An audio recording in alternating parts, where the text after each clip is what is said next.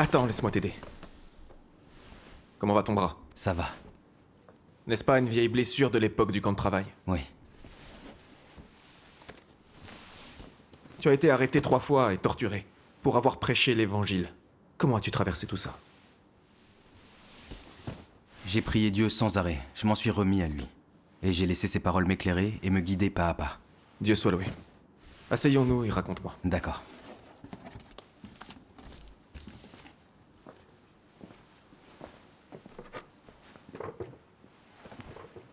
J'ai été arrêté la première fois au cours du mois de décembre 2002.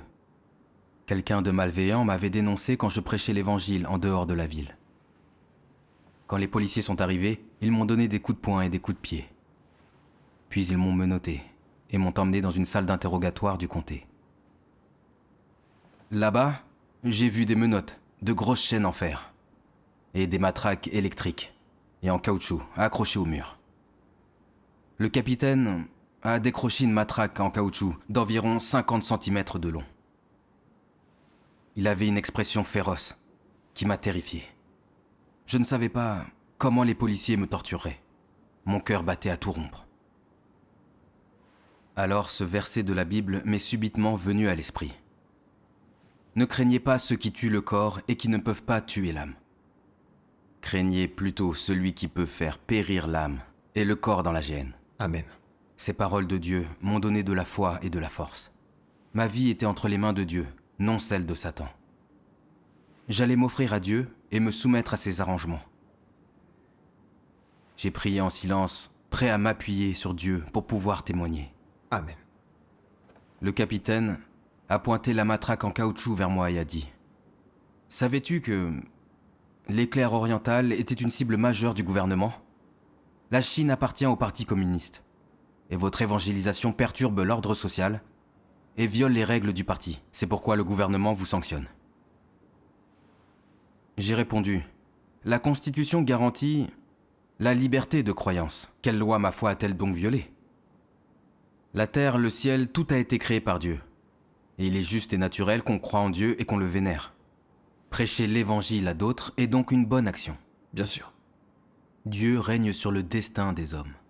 Alors croire en lui et le vénérer est le seul moyen de se libérer de la corruption de Satan et d'être sauvé. La société serait en paix si tout le monde suivait Dieu. Alors pourquoi dire que mon évangélisation perturbe l'ordre social ? C'est juste. Furieux, il a répliqué « Tu as vraiment du culot de me prêcher ton évangile. » Puis, 3 policiers ont commencé à me frapper. Et à cause de cela, j'ai commencé à saigner de la bouche et du nez. Mais le capitaine n'était pas calmé. Il a ramassé la matraque en caoutchouc et s'est mis à me frapper par derrière, me faisant horriblement mal. Mes tibias étaient enflés, couverts de bleu, mes pieds me faisaient mal, et je ne pouvais pas les poser par terre. Ces policiers n'ont aucune humanité. Non, aucune. Alors, le capitaine m'a demandé « D'où viens-tu ? Avec combien de gens es-tu arrivé ici ? Qui est le dirigeant ? Si tu réponds à nos questions, on te renverra chez toi. Si tu ne parles pas, j'ai de quoi m'occuper de toi. Et tu iras en prison quand j'aurai fini. » Entendre ça m'a épouvanté. J'ai pensé à quelqu'un de mon village qui avait été emprisonné pour avoir fait une suggestion au gouvernement. Il avait fini par mourir en prison. J'étais déjà couvert de blessures parce qu'il m'avait tabassé. Est-ce que j'allais mourir en prison si on me soumettait à d'autres tortures ? Ces pensées me terrifiaient, et je n'ai pas osé suivre leur fil. C'était une ruse de Satan. Oui, Satan s'en prend à notre point faible, c'est-à-dire notre peur de la mort. c'est vrai. Pour qu'on trahisse Dieu par imprudence et pour qu'on devienne des traîtres pour l'éternité. C'est vrai. J'étais sur le point de le faire. J'ai failli tomber dans le piège de Satan. Je me suis dit que si je leur livrais une information, ils me renverraient peut-être chez moi, et je n'aurais pas à souffrir. À cette idée, je me suis souvenu d'un passage des paroles de Dieu. Lisons-le si tu veux bien.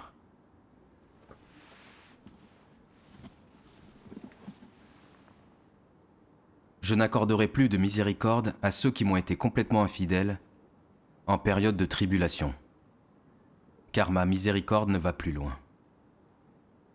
En outre, je n'ai pas d'affection pour quiconque m'a déjà trahi, et ne souhaite pas m'associer avec ceux qui trahissent les intérêts de leurs amis. Voilà mon tempérament. Et ce, quelle que soit la personne. Je dois vous dire ceci. Quiconque brise mon cœur n'aura pas droit à ma clémence une seconde fois. Et quiconque m'a été fidèle restera toujours dans mon cœur. Amen. Amen. J'ai vu dans les paroles de Dieu que son tempérament juste ne tolérait pas d'offense, et que ceux qui le trahissaient étaient punis à jamais. Ce que j'endurais en étant battu et en étant torturé était temporaire. Mais si je trahissais Dieu, comme Judas, je serais puni pour toujours. C'est vrai. Alors j'ai adressé une prière silencieuse à Dieu. Ô Dieu, merci de m'avoir empêché de tomber dans le piège de Satan. S'il te plaît, donne-moi du courage, pour que je puisse témoigner pour toi devant Satan. Voyant que je ne disais rien, le policier m'a tiré par les cheveux, et il a crié. On peut employer la manière douce ou la forte. Vas-tu parler ? Comme je l'ignorais, il a pris la matraque en caoutchouc et m'a frappé maintes fois dans les jambes. Puis il a continué, cette fois sur l'ensemble de mon corps. La douleur était terrible. J'ai prié Dieu en silence, dans mon cœur. Ô Dieu, quelles que soient les tortures qu'ils me feront, je remets ma vie entre tes mains. J'obéirai à tes arrangements, que je vive ou que je meure. Jusqu'à mon dernier souffle, je ne céderai sûrement pas, et je témoignerai pour toi. Amen. Après ma prière, je me suis souvenu de paroles de Dieu. Ainsi, au cours de ces derniers jours, vous devez rendre témoignage à Dieu. Malgré vos souffrances, vous devez aller jusqu'au bout. Et même à votre dernier souffle, vous devez toujours être fidèle à Dieu et être à sa merci. C'est la seule façon d'aimer Dieu et de laisser un témoignage fort et retentissant. Amen. J'ai vu que Dieu espérait qu'on lui offrirait nos témoignages dans les dures épreuves. Des saints et des prophètes ont prêché l'évangile de Dieu au fil des siècles et sont morts, par l'épée ou les pierres. Face à la persécution, ils ont donné leur vie et offert des témoignages retentissants. J'avais tant bénéficié de l'abreuvement et de l'approvisionnement des paroles de Dieu, j'avais tant reçu, que je devais suivre leurs exemples. Quelle que soit la manière dont ces démons me tortureraient, je devais témoigner et satisfaire Dieu au prix de ma vie. Amen. Ils ont continué à me torturer, mais je n'ai pas dit un mot. Ils m'ont alors frappé avec rage, jusqu'à ce que tout mon corps soit meurtri, et que je hurle de douleur, paralysé par terre. Épuisé et essoufflé, le capitaine a dit avec rage « Gémis encore, et c'en sera fini de toi. Personne ne se soucie qu'on batte à mort les croyants. Vas-tu parler, oui ou non ?» Je n'ai produit aucun son. Il a pris la matraque et m'a frappé très fort sur la tête plusieurs fois. J'ai hurlé de douleur, puis me suis évanoui.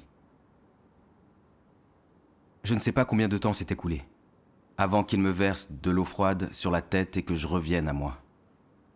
2 policiers m'ont traîné jusqu'à un long banc, m'ont menotté à ses pieds avec des menottes cloutées, puis ont quitté la pièce. À ce moment-là, j'ai pensé à un passage des paroles de Dieu.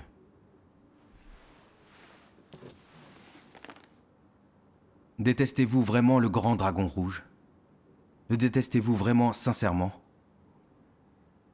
Pourquoi vous l'ai-je demandé tellement de fois ?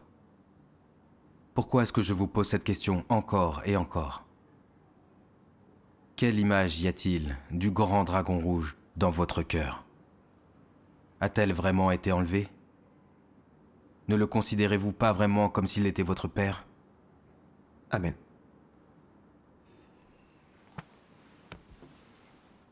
Je n'avais pas compris l'essence du PCC jusque-là et j'étais encore dupé par sa fausse image.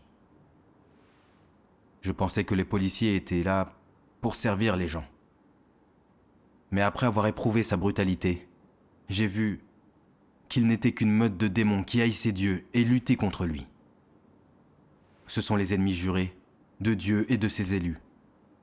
Et j'ai commencé à vraiment mépriser ces monstres.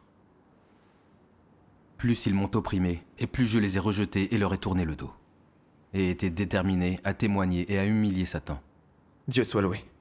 Dieu utilise le grand dragon rouge pour que l'on gagne en discernement. C'est la sagesse de l'œuvre de Dieu. Oui. Vers 15h, 4 policiers sont revenus. Ils avaient bu, et ils étaient complètement saouls. Le capitaine a dit, d'un ton résigné, « On ne sait vraiment pas quoi faire avec ces croyants en Dieu Tout-Puissant. Tous ces croyants sont fascinés par ce livre. La parole apparaît dans la chair.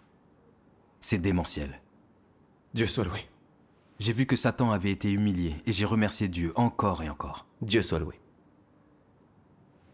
2 heures plus tard, environ vers 17h, ils ont vu que je ne parlais toujours pas et m'ont emmené en centre de détention.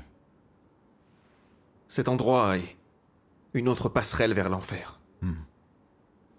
Tu as dû y souffrir beaucoup.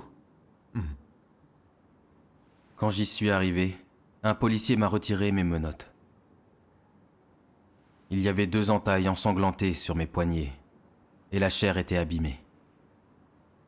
Le chef du centre a dit aux autres prisonniers « Occupez-vous bien du nouveau, il croit en Dieu Tout-Puissant. » Alors, un agent correctionnel m'a emmené dans une cellule. Le chef des détenus a dit « Lavez-le et changez-le. » Et aussitôt, 3 prisonniers m'ont donné des coups de poing et de pied au point de m'étourdir. Je souffrais tant que je ne pouvais pas me lever. Ils m'ont ordonné de me déshabiller, mais j'avais si mal que je n'ai pas pu retirer mes vêtements. Alors 2 d'entre eux m'ont attrapé par le col et m'ont soulevé. Ils ont arraché mes vêtements et m'ont poussé dehors, dans une petite cour. 4 prisonniers se sont mis à m'asperger avec des seaux d'eau froide. Certains m'ont jeté directement sur le visage, ce qui me faisait manquer d'air. C'est barbare.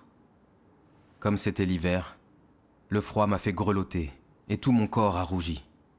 Ils m'aspergeaient et se moquaient de moi en disant « C'est plus rafraîchissant que de prendre une douche à l'intérieur, non ?» Tout le monde dans la cellule riait à gorge déployée. C'était vraiment une bande de démons. Ouais. Là-bas, je mangeais un bol de gruau de riz le matin.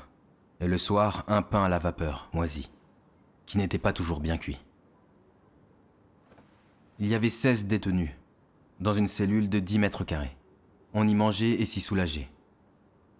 Pour aller aux toilettes, il fallait la permission du chef, qui m'obligeait à dormir juste devant. Il me forçait à les laver juste après avoir mangé. Et il les inspectait quand j'avais fini. S'il les jugeait encore sales, je devais recommencer. Je me levais à 5 heures du matin pour réciter les règles de la prison, et en cas d'erreur, j'étais battu et insulté. Je produisais 500 feuilles d'alu par jour. Il arrivait qu'il me fasse travailler jusqu'à plus de minuit, puis je devais monter la garde 2 heures.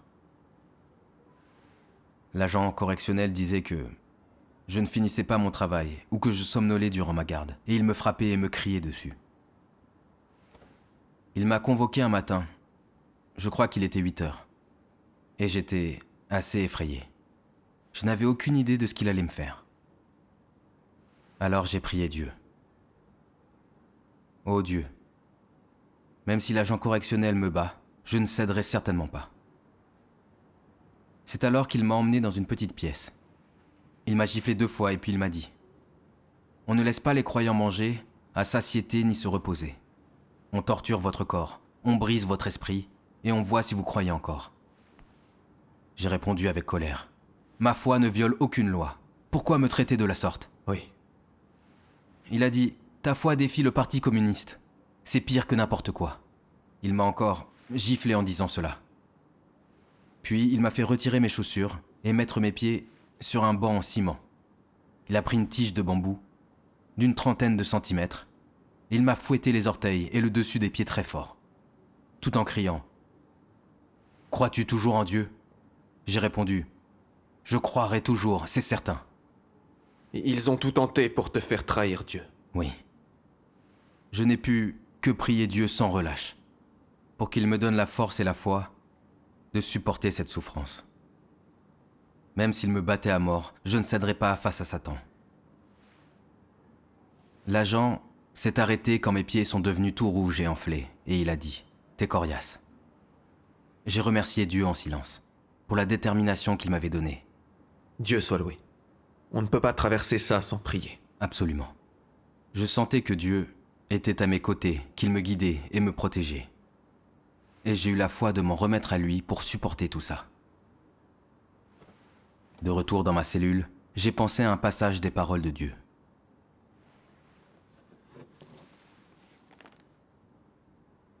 Pendant des milliers d'années, ce pays a été une terre d'ordures. Il est sale, misérable.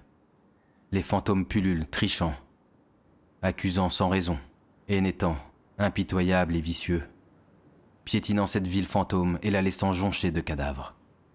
L'odeur de la pourriture imprègne l'air et couvre le pays, qui est fortement gardé. Qui est capable de voir le monde au-delà des cieux?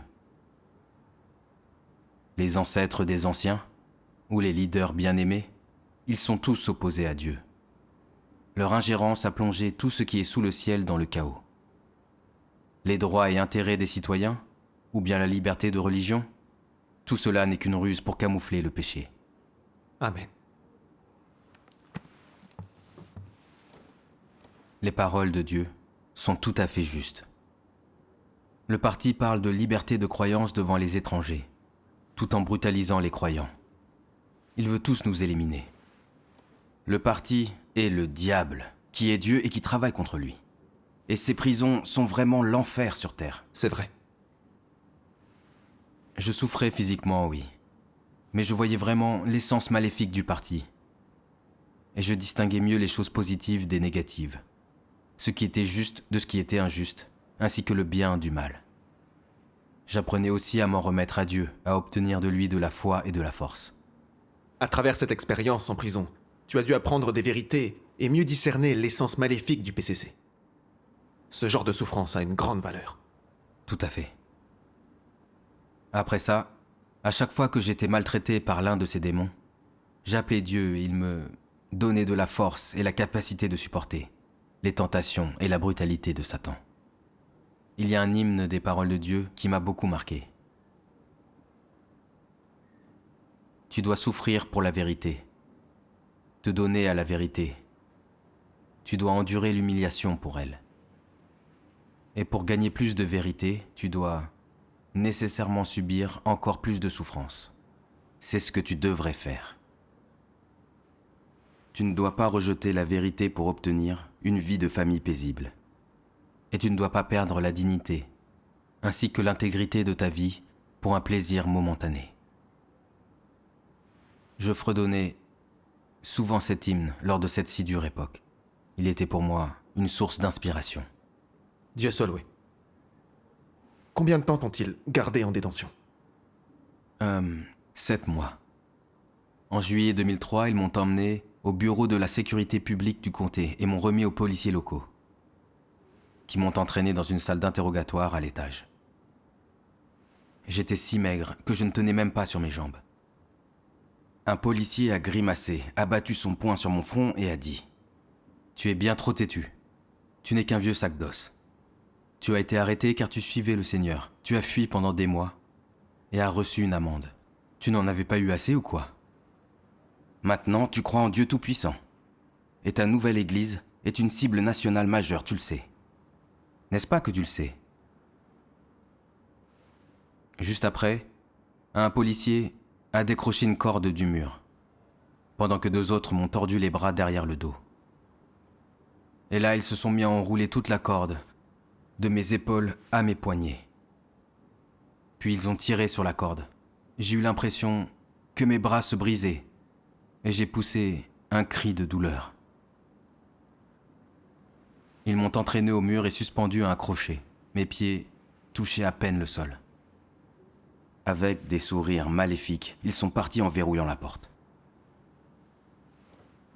J'avais mal dans tout le corps. C'était insupportable. Comme si mes épaules allaient se déboîter. Plus de 10 minutes se sont écoulées. J'étais trempé de sueur, de la tête jusqu'en bas du corps. Comment as-tu pu traverser quelque chose d'aussi terrible?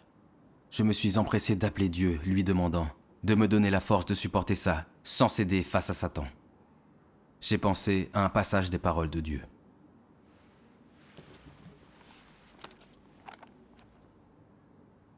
Vous vous souvenez peut-être tous des paroles suivantes. Car nos légères afflictions du moment présent produisent pour nous, au-delà de toute mesure, un poids éternel de gloire. Vous avez tous déjà entendu ces paroles. Pourtant, aucun d'entre vous n'en a compris le vrai sens.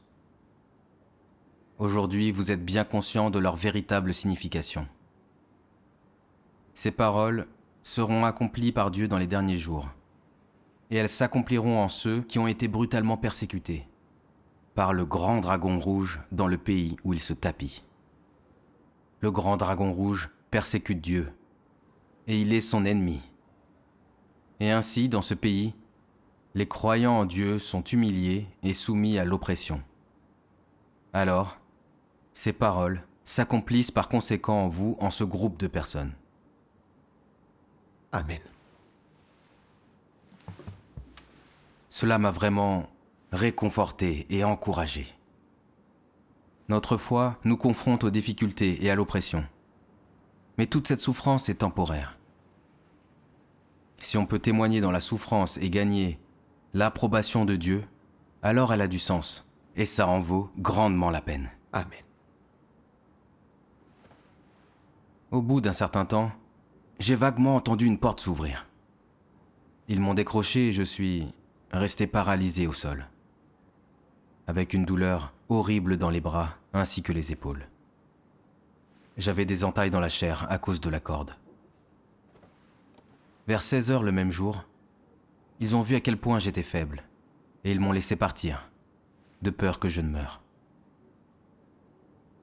Un mois plus tard, en août 2003, alors que j'allais travailler dans les champs, une voiture du bureau de la sécurité publique s'est garée devant chez moi.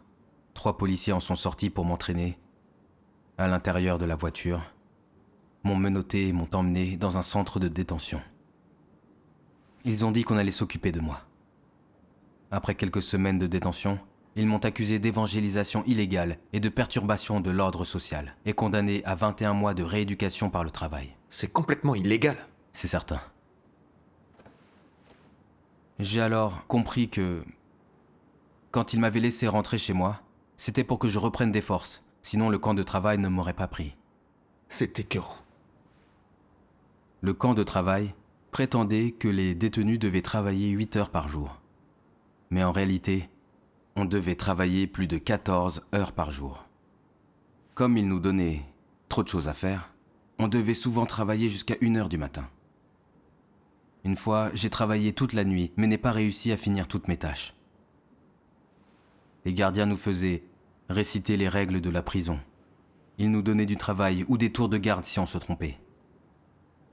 Les croyants en Dieu Tout-Puissant n'avaient pas le droit de se parler, et ils nous faisaient surveiller par les autres prisonniers. Un jour, au moment du déjeuner, je me reposais près d'un rocher, quand un frère est venu s'asseoir près de moi.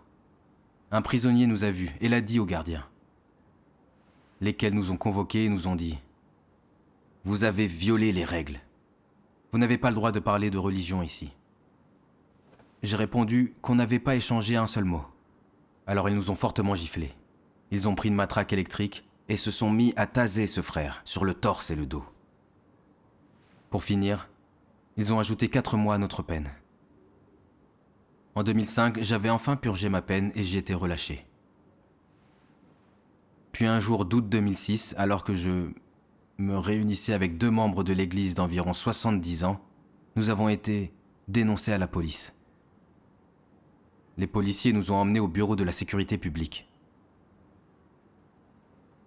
Dans la salle d'interrogatoire, j'ai vu que les policiers avaient des airs vicieux et méchants, et toutes sortes d'instruments de torture. Des matraques, des chaînes et une chaise du tigre. J'ai pensé, ces gens sont impitoyables, ce sont des démons inhumains. Ils sont capables de me mutiler ou de me tuer, sans scrupule, et je ne sais pas de quelle façon ils vont me torturer. J'ai eu peur à ce moment-là. Alors, des paroles de Dieu me sont venues à l'esprit. C'est simple, que ton cœur espère en moi, et ton esprit deviendra fort, tu auras un chemin de pratique. et je guiderai chacun de tes pas. Ma parole te sera révélée en tout temps et tout lieu. Peu importe où et quand, ou si l'environnement est mauvais, je te ferai voir clairement, et mon cœur te sera révélé, si le tien espère en moi. De cette façon, tu courras sur la route devant toi et ne perdras jamais ton chemin. Amen.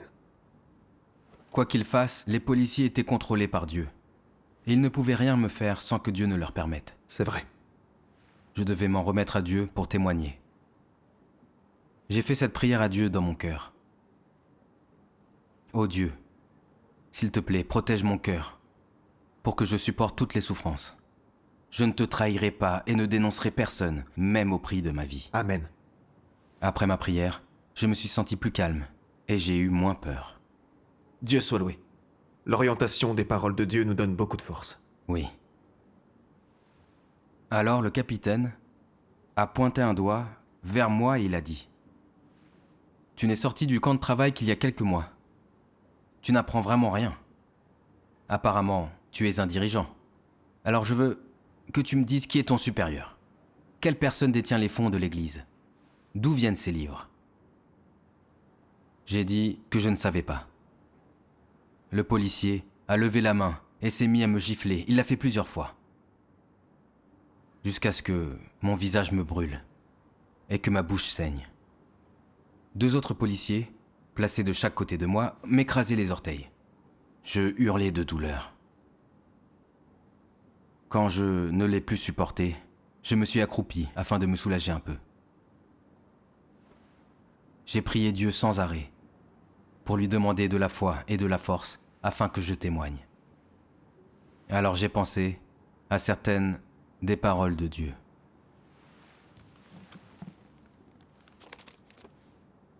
Les vainqueurs dont Dieu parle sont encore capables de témoigner et restent fidèles et loyaux envers Dieu, même quand ils subissent l'influence de Satan, quand Satan les assiège, c'est-à-dire lorsqu'ils se retrouvent au milieu des forces des ténèbres.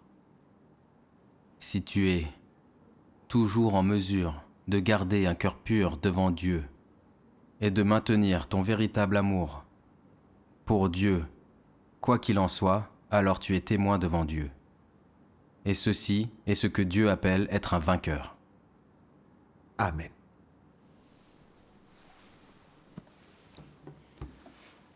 Ces paroles de Dieu m'ont permis de comprendre que quand Satan attaque, être capable de témoigner pour l'humilier et ne pas perdre foi en Dieu, c'est être appelé un vainqueur. Ces épreuves et cette adversité m'avaient fait souffrir physiquement, mais elles cachaient l'amour et les bénédictions de Dieu. Dieu perfectionnait ma foi à travers cet environnement. Cette pensée a affermi ma foi et donné de la force. J'ai décidé que, quoi qu'il me fasse, je ne céderai pas face à Satan et me consacrerai à témoigner pour Dieu. Amen. Quand je me suis accroupi, un policier m'a attrapé par le col pour me soulever, puis il m'a lâché et donné des coups de pied et de poing. Les policiers m'ont frappé si fort que j'ai hurlé et que je suis tombé, incapable de bouger. Ils étaient essoufflés, épuisés de m'avoir tabassé. Le capitaine m'a donné un coup de pied dans la jambe et il a dit « Quel que soit le bois dont tu es fait, je te ferai parler aujourd'hui. Viens, la chaise du tigre t'attend. » Les 2 policiers m'ont entraîné vers la chaise du tigre. Ils ont pris mes mains et les ont mises à l'intérieur des rainures et les ont attachées avec des anneaux en fer. Ils ont aussi placé des anneaux autour de mes chevilles. Puis ils ont tiré mes pieds vers l'arrière et posé leurs pointes sur le sol. J'avais l'impression que quelque chose me touchait les chevilles. C'était une sensation très étrange. C'était horrible. Au bout d'1 demi-heure, j'ai eu mal partout et mon corps s'est engourdi. J'avais l'impression qu'on m'arrachait la chair et les os. Quel sale démon. Rien n'est trop cruel à leurs yeux. Non. Au bout de moins d'1 heure, j'ai senti que je ne pourrais plus le supporter. J'étais en nage. Et j'appelais Dieu sans aucune relâche. Alors le capitaine m'a tiré les cheveux au niveau des tempes et il m'a dit « As-tu réfléchi? Parle-nous et on te laissera retrouver ta famille. » Sinon, tu écoperas de 3 à 5 ans. Malgré moi, je me suis demandé comment je survivrais à tant d'années de prison. L'idée d'être tourmenté ainsi me terrifiait vraiment. Alors, je me suis souvenu de paroles de Dieu très éclairantes. Veux-tu la chair ou veux-tu la vérité? Souhaites-tu le jugement ou préfères-tu le confort? Ayant expérimenté l'œuvre de Dieu et vu la sainteté et la justice de Dieu, comment devrais-tu chercher? Comment devrais-tu marcher le long de ce chemin? Comment mettre en pratique ton amour de Dieu? Amen. Ça m'a rappelé qu'on ne pouvait gagner la vérité qu'en supportant l'adversité et la souffrance.